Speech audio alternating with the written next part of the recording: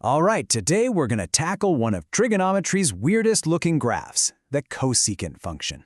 Now, I know it can look pretty intimidating at first, but you're about to see that it's actually built on something you already know really well. So let's get into it. So, you open your textbook and see this. What on earth is going on? You've got these U-shapes just floating there, totally disconnected. It's not a wave, it's not a line. What gives? It looks completely random, right? Well, I promise you, it's not. There's a super simple, kind of beautiful logic hiding right under the surface. And here it is, the secret key to the whole thing. Cosecant is just the reciprocal of sine. That's it.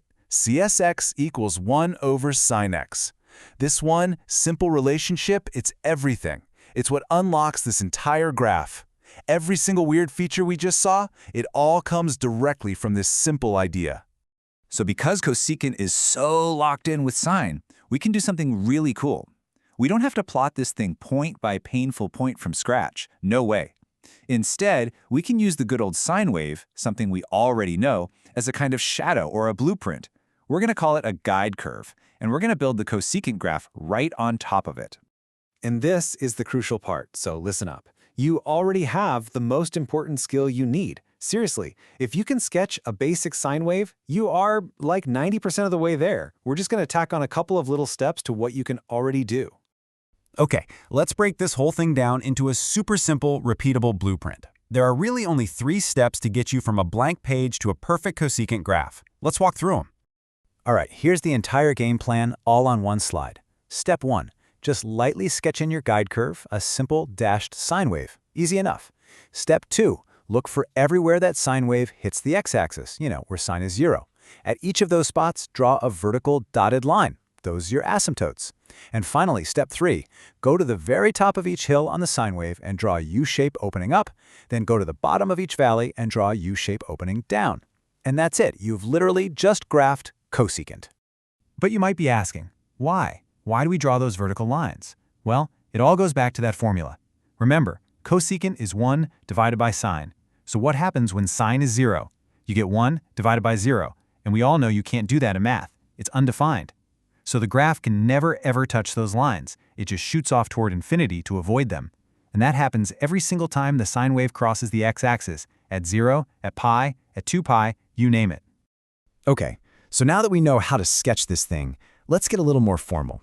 Let's break down the official properties, the rules of the road for the cosecant graph.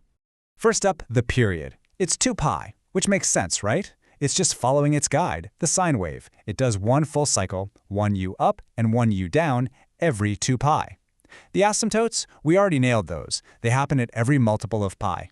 Now look at the range. This is interesting. The graph only exists from 1 going up to infinity and from -1 going down. There's this big empty gap in the middle. And finally, zeros. Well, there aren't any. The graph never ever crosses the x-axis.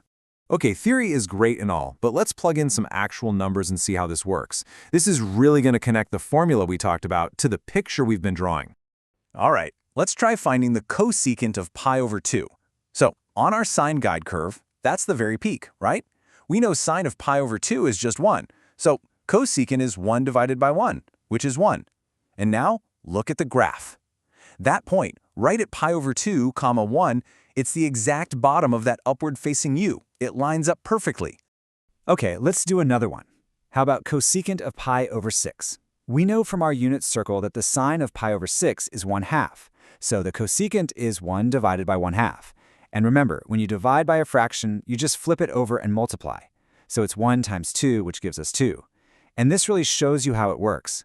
As that sine value gets smaller and closer to 0, the cosecant value gets bigger and bigger, just racing away from the axis. All right, before we wrap up, I want to talk about the single most common mistake I see people make with these reciprocal graphs.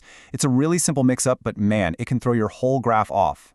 The confusion always comes down to secant and cosecant. Which one goes with which? Well, here's a simple trick to remember it forever. The pairings are always one co and one non-co. So cosecant goes with sine, and secant goes with cosine. See, they never have 2 cos together. Get that pairing right, and you'll never start with the wrong guide curve again. So let's get to the big question. Why does any of this matter? Is this just some weird graph you have to memorize for a test, or does this stuff actually pop up in the real world? Oh yeah, it absolutely shows up. Take signal processing, for instance. The strength of a signal that an antenna picks up can actually be proportional to the cosecant of the angle. And this is a perfect real-world example of what those asymptotes mean. As that angle gets closer and closer to zero, the cosecant value shoots off to infinity. And for an engineer, what does that mean? It means the signal just degrades into static and drops out. You know that dead zone where your phone loses reception? You could be looking at an asymptote in action. So when it all comes down to it, the big takeaway here is a strategy that goes way beyond just trig. A lot of the time, the most complicated-looking problems can be cracked wide open just by finding their relationship to something simpler, something you already get. For our weird cosecant graph, that simple thing was the good old sine wave. And that kind of leaves us with a final thought to chew on.